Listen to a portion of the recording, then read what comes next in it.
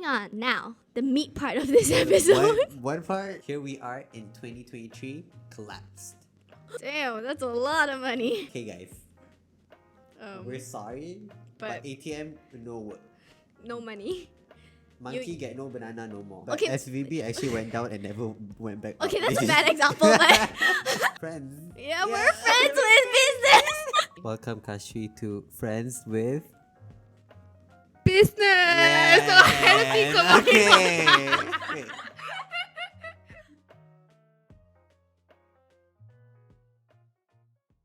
Hi everyone, welcome to our 5th episode of FWB, Friends with Business. Hee. You got it right. Yep.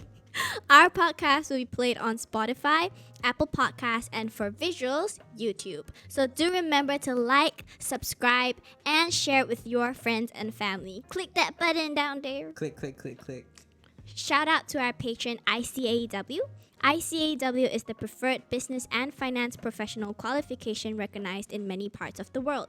The qualification provides in-depth technical knowledge across all management, finance, and accounting sectors. ICAEW chartered accountants are constantly updated with the latest knowledge and skills to remain relevant in any industry constantly.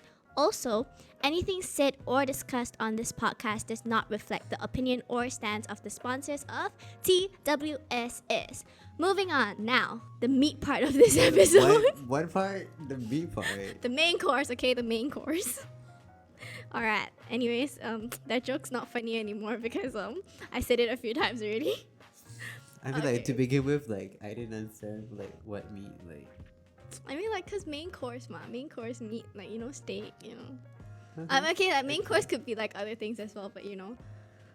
Anyways, what is we talking about today? Today we're talking about a financial crisis that recently happened, and it kind of shook the banking industry. I know. You know? I know. You want to see it? Yeah, it's SVB collapsing, Silicon Valley Bank. Ooh. So you do know? I know. Okay. But And, you know the whole story? I know the whole story, but I'm gonna let Asad tell the story. Okay, so before we get into it, let's talk about what is SVB. So Okay. SVB, Silicon Valley Bank, is a bank founded in 1983 by 3 men from the Bay Area, so Silicon Valley, and one of them was a Stanford lecturer. And they were like, hey, why isn't there a venture capitalist bank? You know, we've got a lot of startups coming up. Where can get the money? You know, they can go to banks usually. So this is the main purpose of Silicon Valley Bank. And then fast forward, here we are in 2023, collapsed. What happened? Well, according to The Economist, on March 10th of 2023, the Silicon Valley Bank collapsed with around 200. Actually, no, yeah. With around $200 billion in assets failing, making it one of the biggest banks to collapse since the global financial crisis between 2007 to 2009. Okay, so like, was it kind of like a coming down situation that the bank had, or like was it like a sudden thing that happened? Okay, so in order to know why they actually collapsed, you have to go back to 2020 and like what happened recently with America. Oh, was it another like was it like another COVID issue or something? I mean, like the COVID did stimulate the tech startup industry, but it was more in a positive light. So like in 2020, within just 2 years of in that financial year, they accumulated about 189 billion. Damn, they slay. And this was like the most profitable year they ever had. And as you know, banks are banks. They have to make a profit. Due to the nature of banks, these deposits were, they were put into investment. So there's different kind of investment, as we learned from episode 3. So one of these type of investment were long-term government bonds. Long-term government bonds. Yes. So and usually government bonds are more secure compared to more short-term risks. The usual ones that we usually see like octa effects and stuff like that. Okay, yeah. Yeah. So, but however, they decided to put majority of their cash in this. So they didn't diversify as much. But afterwards, the Federal Reserve, the central bank of America, decided to increase interest rates. So when interest rates increase, this causes the value of the bond to decrease. So you get what I mean? Yeah. Yeah, okay, good. So when the value of the bond decrease, so that means the prices of it decrease, right? And this causes a loss to the bank. Okay, yeah. Okay. And because of that, they had a margin loss of $17 billion. And that is with a B, guys. Damn, that's a lot of money. Yeah. I wish I had that money too. Okay, so like basically what they did was like they had majority of their money in this investment, like in the government bond thing, and then because of that, like the government like increased something that I can't remember what is it, then it caused their bond investment thingy to like lose like their worth, or like their money, then they lost basically, right? Yeah. Yeah. Okay, that's how you tell the difference between like a finance student and like a non-finance student. I summarized it in like a few words. It's like monkey, banana, monkey. Like that tough term. I like that actually. Okay, yeah. So then what happened? So after that, the deposits shrank into SVB by the end of 2020. So so when people wanted to pull out cash, but there was no cash because it's all in the deposit in the bonds, right? Yeah. And in order to change bonds to cash is pretty hard, and the bond prices fell. Yeah. And then like they caused a loss, the 17 billion, right? So what SVB had to do was sold security, and securities are their own shares of the bank to other people, just to cover up their own loss. And they only had up to 1.8 billion loss to cover in deposits. Yeah. And this caused like for the investors of SVB to become upset, and because of that, people were like, the users of the bank were starting to get afraid, because like, hey, like, why is a bank shaking? A bank should be a secure place for us to put our money. Yeah. So people started to withdraw money from the banks, and this and the amount of deposits that they actually pulled out were 42 billion. And people were pulling out. You can even see on TikTok, people were like, lining up around the banks, and then the whole the media outlets were all like craving about it. You can imagine the people working there. And the thing is, SVB ran out of cash. Like they literally had no money left. Like, hey guys, we're sorry, but ATM no money. Monkey get no banana no more. You press the button, but the button the flap thing no open, no money. And then due to this, the government had to intervene and seize the whole bank. Was that the end of the bank? Good question. Yes, that was the end of the bank. So the government, the FDIC, the Federal Deposit Insurance Corporate. Thank you to President at the back of the background for telling me when it had to swoop in, and the regulators came in to help and aid. But not all parties were able to be saved. But what was saved was that all users, all their deposits were returned. That's for one. But the shareholders, people who had investment in the company, they had no luck in that. They couldn't save. Yeah. Damn, that sucks. Yeah. Feels bad for them. I think SVB has a unique standpoint with other banks, because it's tied to the Silicon Valley industry, right? So the it's startups. Like they rely highly on one. Yeah, I feel industry. like it was like the main purpose of having the bank, and the startups, they relied on the bank, and because of that, it became a strong point of them, because they know how startups have a lot of capital and stuff, but that also become the vulnerability of them, because and, the moment they pull out, that's true. And then due to political issues, political changes, economic changes, right? So it kind of knocked them out. Poof, like that. Yeah. But after like SVB situation, the next few days, actually another bank, Signature Bank, actually got seized by the government also Oh. due to similar issues. So it was more like it was like a bank, like I forgot like the specific term that the media outlet like to call it. It's like bank run. So like when they run out of cash, so they like run away from that. And recently, the Swiss bank also got into a little bit of hot water. Oh. Yeah, and as you know, Swiss banks are usually the most secure banks Is in the world. it? Yeah, they are. Oh. Because Swiss banks have this like nature of like they don't invest in high risk investment. Like, do you know that Andrew Tate and his brother? Okay, I'm sorry, we're talking about Andrew Tate. Like Swiss banks don't like accept their bank accounts because their income is derived from like very risky industries. Oh. Yeah, and it's like Okay. the not so clean industries. So Swiss banks have like this like oomphness, you know, to it. Wow. But suddenly got into it. But that's really recent. Could be on the next episode. You might never know. Anyways, okay, Anyways. learning new things every day, new knowledge every day. Anyways, like going back to like the shareholders and the government coming in, you know, like you mentioned that like the shareholders didn't get much like saving in that part. Like, you know, the government couldn't really help them. Yeah.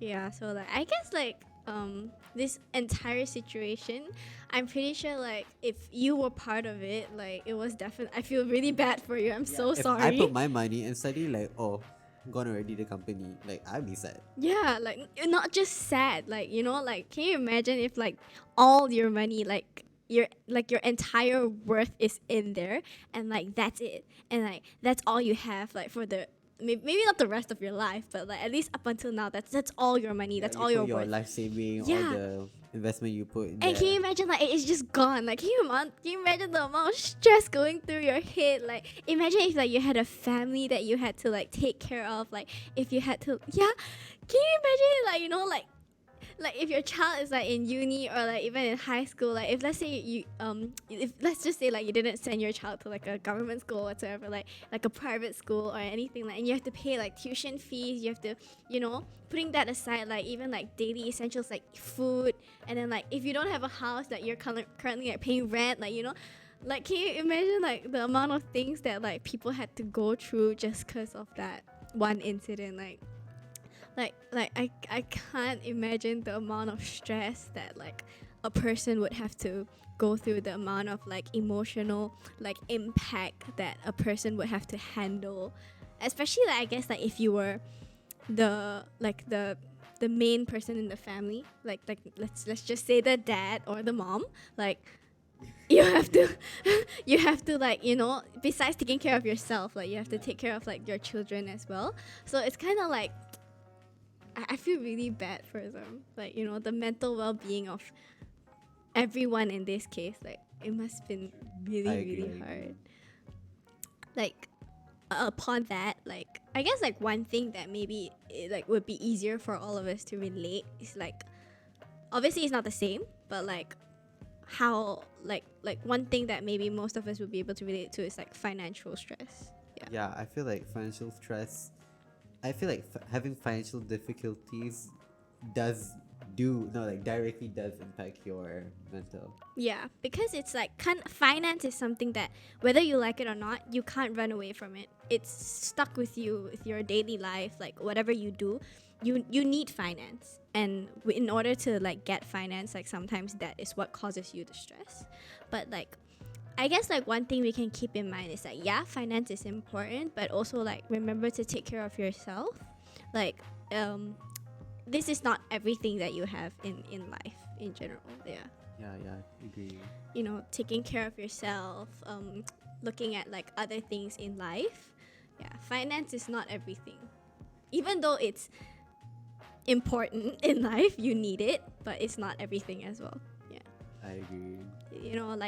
We go through ups and downs in life. So like you just like SVB, like you have your up in 2020 and then you just go down. But I'm not. But But okay. SVB actually went down and never went back Okay, up. that's a bad example, but you gotta have hope in life. Like life is not always just like that. You have your ups and downs. That is what makes life interesting as well. Life is not SVB, guys. Yeah. Yeah. Anyways, I think that is kind of like the gist of the entire The episode. meat of the episode. Yeah. Okay, so let's move on to our next segment. Wait, that's like a different. Huh? That's like McDonald's. Yeah, let's just go with shh. Okay. Shh. What's not you? Anyways, we're gonna have like a recap of each episode. Down the memory lane. Going down memory lane. Okay, so first episode. Oh, introduction episode. Yeah, I forgot. Yeah.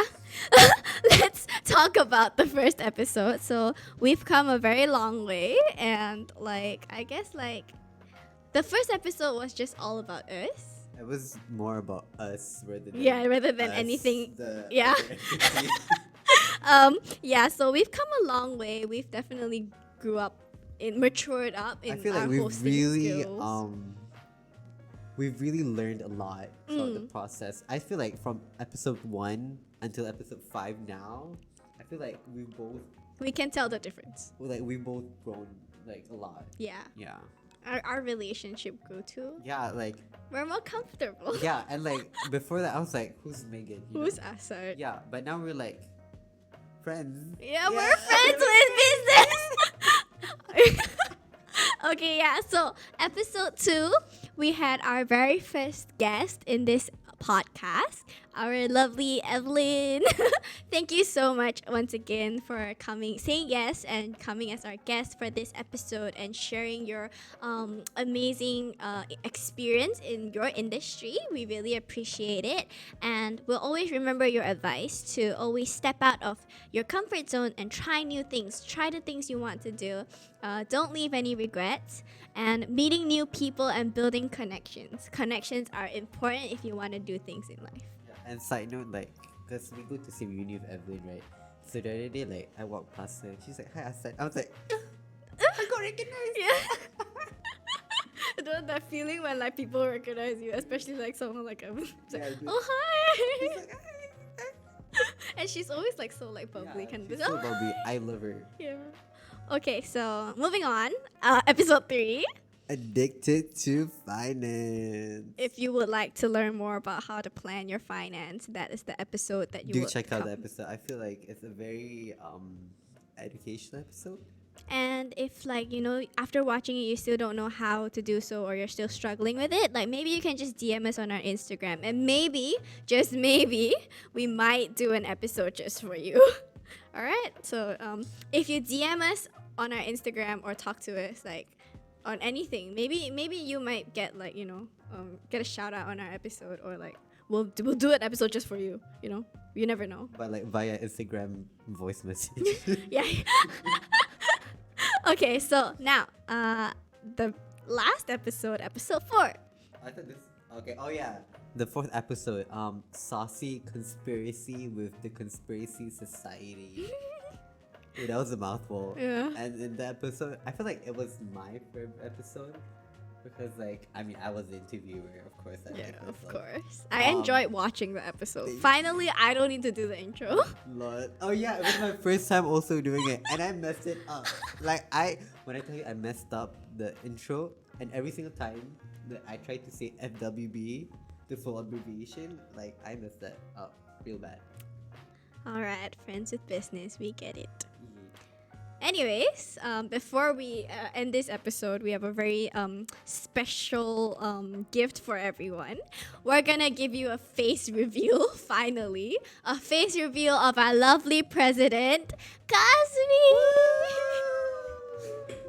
Okay, scoot over. Awkward silence. Oh, thank you very much. Hi guys, my name's Kashri and I'm the president of the Wall Street Society. Welcome, Kashri, to Friends with Business! business. So I had to think about it. Okay. Alright. Kasvi, as the host, like, let me ask you the question so that you can, talk on this podcast. Right. Anyway, so give your comment about this podcast. Like, what are your thoughts? And also, like, which one was your favorite? Which one was your verse? Like, what is your comment on your slaves?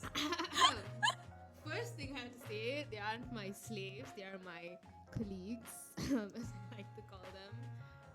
Comments on the podcast, just proud, I mean, like, I've been here, like, watching behind the scenes, like, from day one, and just, watching everything come together, because it started from just an idea in a manifesto, and then after that, it proceeded to us talking to the AG, and then after that, we found lovely hosts. So there were no expectations, right? But whatever did happen ended up, I think, blowing it out of the waters, clearly. I think our first episode, like, looking at the number of views that it went up to, and then, like, our social media view count also was, like, crazy high. And, like, so, like, it was very rewarding.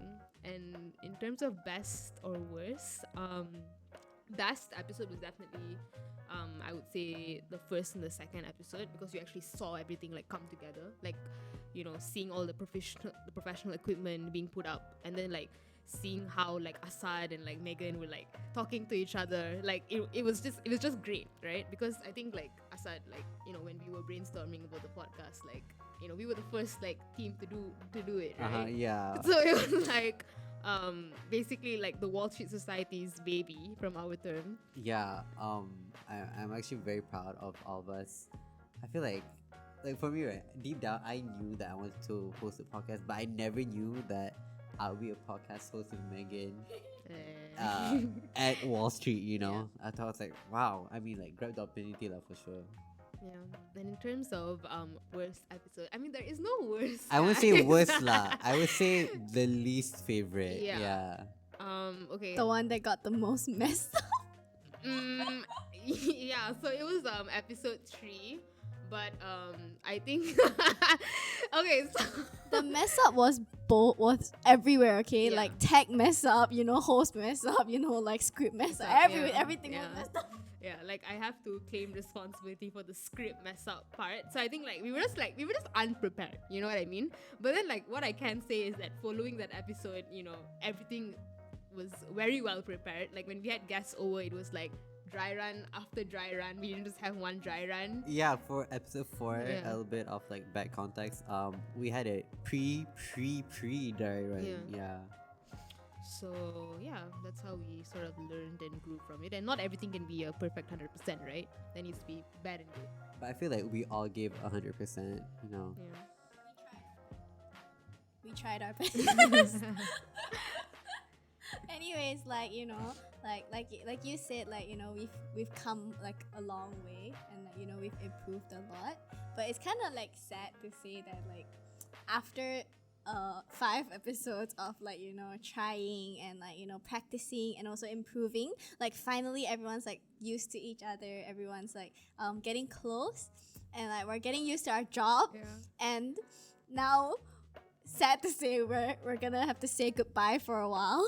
Oh god, you're gonna make me cry. We're gonna have to say goodbye for a while, but I don't want to be the one saying the goodbye, so I'm gonna pass the mic to. Oh. I mean, like, first and foremost, I would say thank you to everyone. I feel like usually it's like this is only the 2 people you hear on, the podcast or even on YouTube.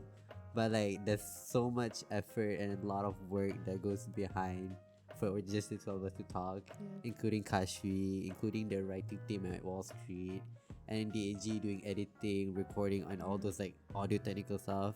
And then for the listeners, tuning in, like, after, like, doing this podcast, right, walking around Nottingham, was like, hey, you're the one who does the podcast, right? Yeah. Do you want to talk to them about the incident in the gym? Oh yeah, like, this girl really came out like, oh, you're so famous now. I was like, I know you're like, no, you're from the podcast. I was like, oh, thank you so much for listening.